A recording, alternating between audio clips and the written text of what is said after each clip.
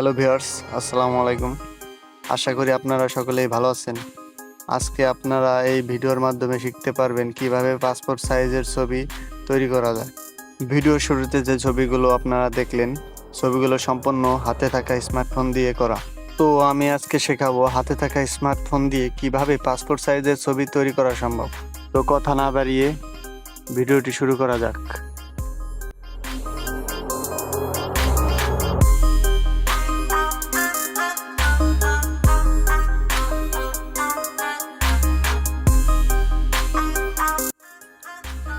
তো আমাদের প্রথমে একটি ব্রাউজার সিলেক্ট করতে হবে। আমি ক্রোম ব্রাউজারটি সিলেক্ট করে নিলাম।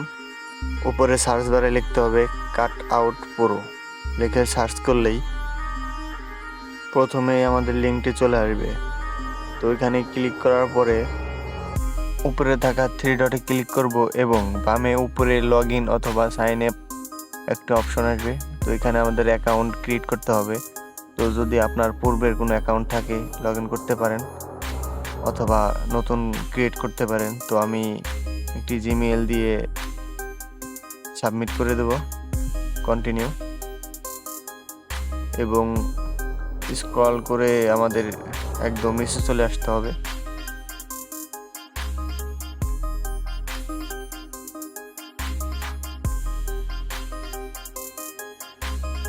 তো নিচে আসার পরে আপনারা দেখতে পারবেন পাসপোর্ট ফটো মেকার লেখা একটি ওয়েবসাইট আছে। এখানে ক্লিক করতে হবে। ক্লিক করার পর আপলোড ইমেজে ক্লিক করতে হবে। ক্লিক করার পরে আপনি যে ছবি দিয়ে ফটোটি মেক করতে চাচ্ছেন ফটোটি সিলেক্ট করতে হবে। তো আমি সিলেক্ট করে ডান করে দিলাম।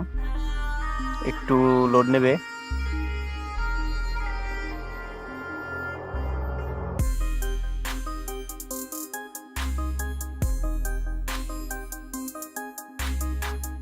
এখানে একটু সময় নেবে, নেটওয়ার্কের উপর নির্ভর করে।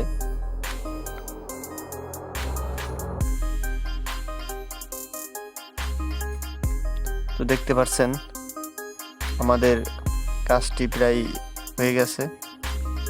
একটু লোড নেয়। তো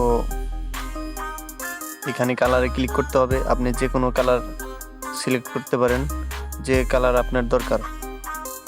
তার পাশে পোশাকের একটা অপশন আছে, এখানে ক্লিক করতে হবে এবং আপনার যে পোশাকটি ভালো লাগে বা যে পোশাকটা আপনার সাথে মানায় বা যায় ওইটি সিলেক্ট করতে পারেন।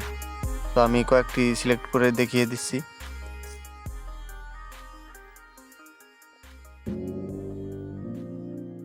দেখুন, পোশাক যে কোনো পোশাক পরানো যাবে।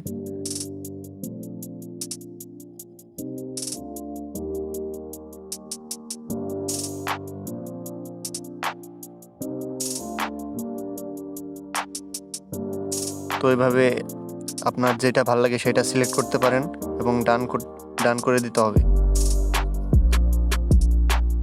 এখানে লেখা আসবে ডাউনলোড এইচডি।